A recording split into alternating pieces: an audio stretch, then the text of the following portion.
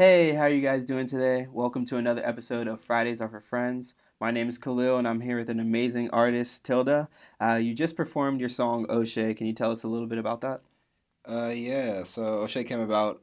My friend Malil sent me a beat pack that was meant for another artist, and I sent it to the artist, but the artist was not feeling the beats. So I ended up going to like a music camp, and I just like found a room one day, and I was just like, okay, let me just try to create something to it. So I started the idea, not really knowing what it was going to be, but I think at the end of the day, like I go to Nigerian weddings, like growing up, and I just realized like, oh, I need to make a song that's like just for that, really. You know what I mean? It's like it doesn't necessarily have to be like a hit or anything like that, but just like a song, that when people hear it, it's like, oh, like this is meant for that. So Mm. that's really was the whole idea, but I think it's gonna be bigger than that. But yeah, Yeah, that was kind of the whole idea behind the song. yeah. So, what I guess is the feeling that the Nigerian wedding music gives, and like if you can describe it in a couple words, like how Ooh, would you describe it? ooh. I mean, now it's nostalgic. I feel like because there's so many different eras, but I don't know. It's just like a ethereal is not the right word. That's not the right word. But I can't even put it into words, honestly. But it's just like it's a good feeling. It's like a Yeah, solace to me, yeah. honestly.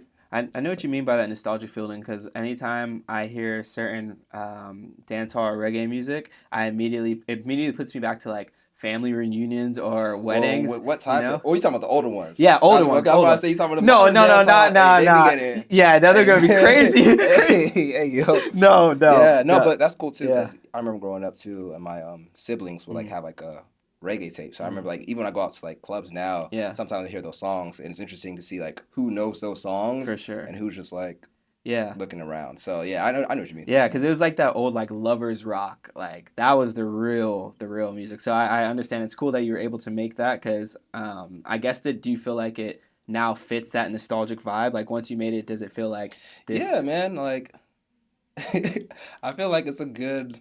I don't want to say it's corny because I think it's. I feel like it's cliche, but still tasteful. Yeah, Like if you listen to it, like I say, you're like, damn, I forgot my own words. You're my sweetie, you're my honey, you're my sugar to my tea. Like that. I mean, I feel like I heard that actually like when I was in Nigeria, like, and someone said that, and I was like, that's so like cheesy, but it's still like, it's still like thoughtful. You know what I yeah, mean? So, and it's cute. So, for sure. so things like that. But also, I feel like I still added, modern kind of lingo in there too. So, Yeah. yeah, that's fine. And as an artist, what's the hardest part about releasing music consistently? The hardest part for me, I think is get out of my head. Honestly, like just do it. I think you're always waiting for the perfect moment, or this got to be this way, or this got to be that way. And not to say that you shouldn't, take heed into what you want to have for quality, but also just like I just want to drop music, and I think it just comes to it depends on the artist, what you really want. And I feel like I'm understanding and learning myself, where it's like I just want to drop music. Like, of course, I want to still have the quality behind it, and it's going to have that, but just take music because I know my For stuff's sure. fine. So Yeah, yeah, facts, yeah. bro. Facts. They're about to hear today. And how does your Nigerian background influence the music that you make?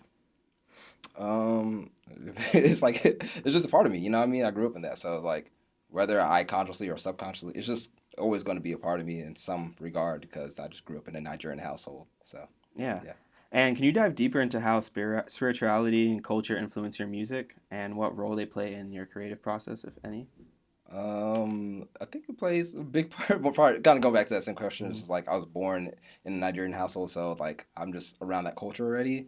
And Nigeria, I feel like is a very spiritual place in itself. So it's just like that energy is just kind of with you. So I kind of misunderstood it growing up. Sometimes I thought it was like, these people are like overreacting, like they're so like just dramatic. But I feel mhm. like this is really just like spirit that's within those people. So Yeah. yeah.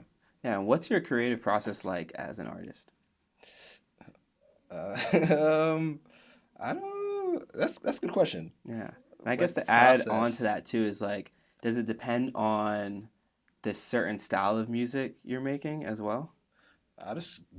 It's not like one size fits all. Like sometimes I just go to the studio. I don't know what I'm gonna do.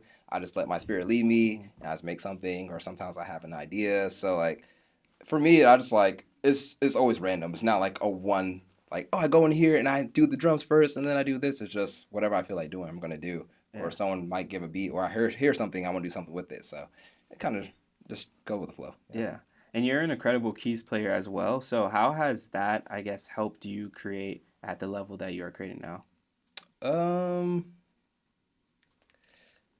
how has that helped? I feel like I can tell like I can make melodies quick from playing, and I can figure out melodies when I hear like a chord progression that I probably want to sing.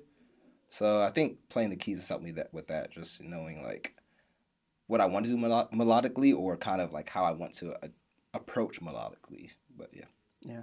melodically. Gosh, I can't speak. And if you could perform on one stage in the world, where and what would it be? Hmm.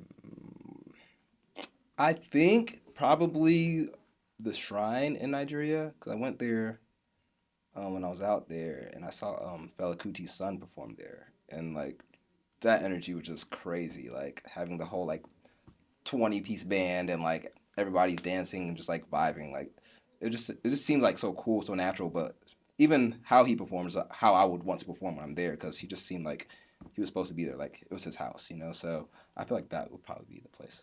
Yeah, awesome. Yeah. Well, I'm excited for people to learn about your music and listen to your music. Can you let them know where they can find you?